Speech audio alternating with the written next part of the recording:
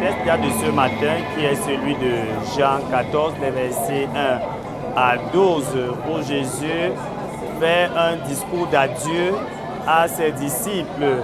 Les disciples sont d'abord dans un climat de peur, dans un climat d'inquiétude, un climat de peur et d'inquiétude. Pourquoi? Parce que en amont, nous voyons Jésus non seulement qui lave les pieds de ses disciples, mais également qui dit à Pierre, Pierre va le régner, et qui dit également que parmi ses disciples, un d'eux le trahira. Ce qui crée donc un climat de peur, un climat d'inquiétude et même un climat de regret quand Jésus dresse ce discours d'adieu vers son Père.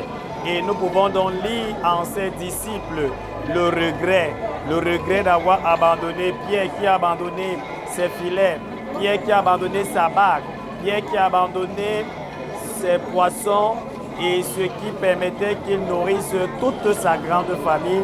Aujourd'hui, s'est confié totalement à Christ et Christ aujourd'hui fait comprendre à ses disciples qu'il s'en va préparer une place. L'inquiétude s'installe et c'est pourquoi nous pouvons donc voir Jésus dire à ses disciples que votre cœur ne se trouble point, croyez en Dieu et croyez en moi.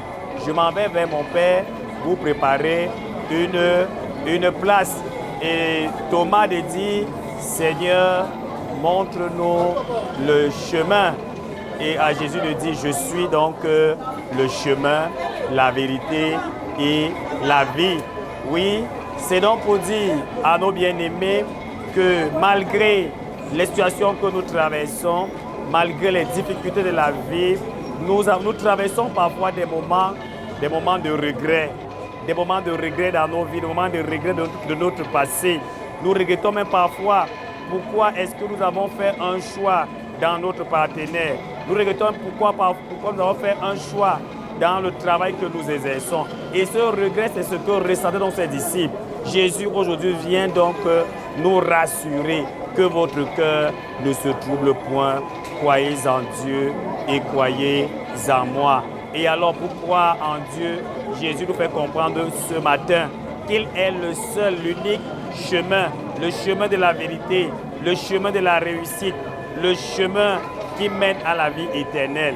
Donc si nous croyons véritablement en Dieu, si nous croyons véritablement en Jésus et nous suivons le chemin, nous suivons ce chemin, nous verrons nos tempêtes s'abaisser, nous verrons nos inquiétudes se transformer en quiétude, nous verrons la gloire triompher. Voilà donc le message de ce matin.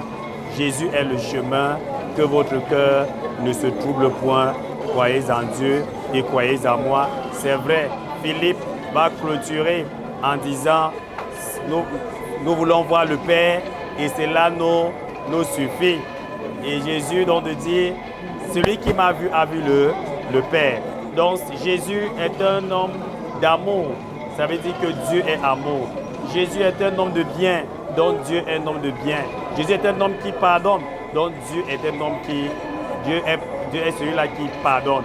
Voilà donc l'image que le Seigneur Jésus nous fait comprendre qu'il est Dieu et que le Père habite en lui.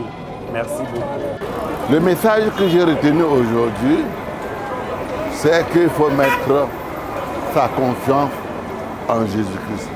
Il faut s'attacher à Jésus-Christ.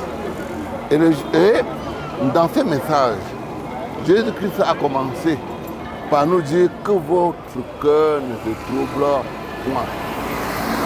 Il est en train de partir, mais il est avec nous.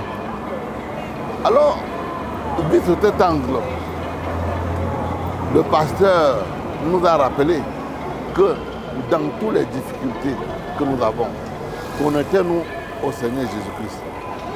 Ne disons pas toujours que j'avais raté le chemin. J'avais probablement échoué. J'aurais pu. Connecte-toi à Jésus et tout ce que tu fais, il va t'accompagner. Même dans les moments les plus difficiles.